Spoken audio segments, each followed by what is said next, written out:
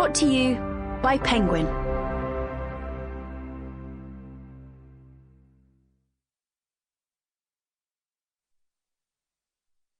A Christmas Wish for the Land Girls by Jenny Holmes.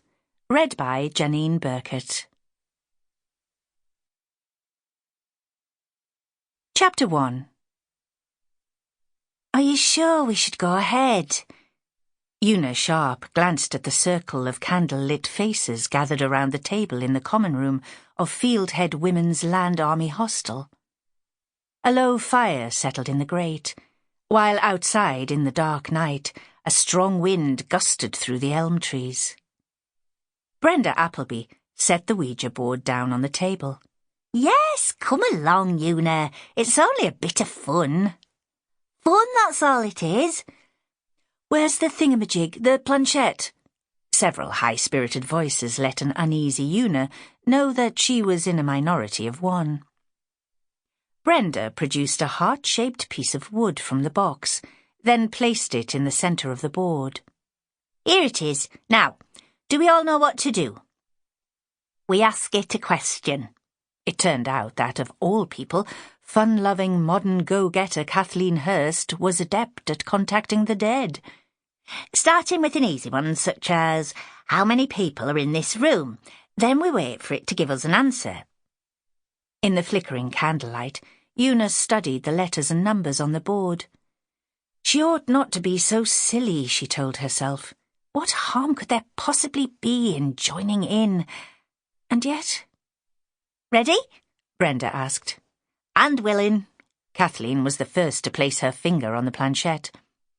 My Grandma Hurst was a dab hand at this lark. She could conjure up the spirit of her dead brother at the drop of a hat.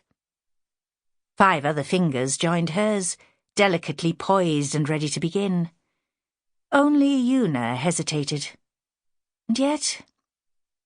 death was already far too present in this, the 3rd year of the Second World War. Allied soldiers perished daily in the blazing deserts of North Africa. Naval men went down with their ships in the Atlantic, not to mention the brave RAF boys brought down by ack-ack guns or blown to smithereens by their German counterparts. Following her gut feeling, Una scraped back her chair and stood up. "I'm sorry, girls, I have a letter to write," she said, by way of an excuse, as she made her way to the door.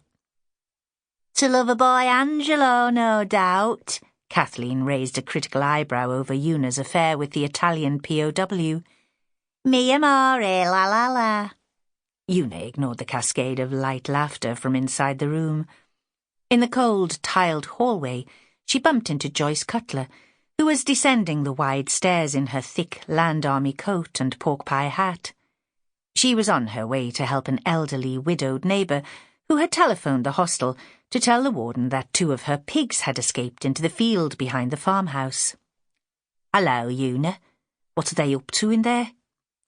"Nothing much. Some spiritualist nonsense, that's all." "Aha. Not the old Ouija board.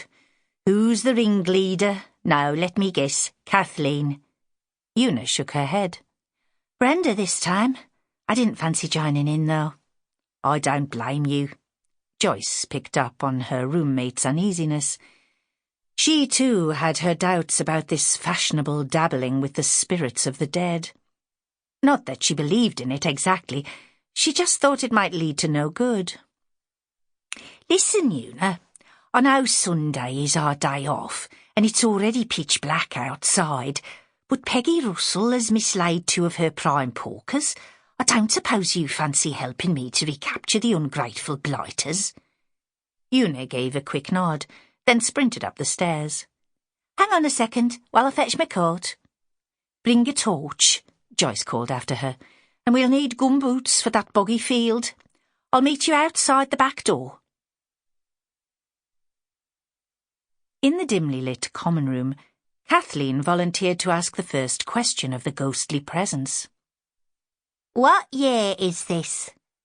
The girls leaned forward to concentrate on the heart-shaped planchette. Their pupils were dilated. Their chapped, work-worn fingers trembled with anticipation. Slowly. Sample complete. Ready to continue?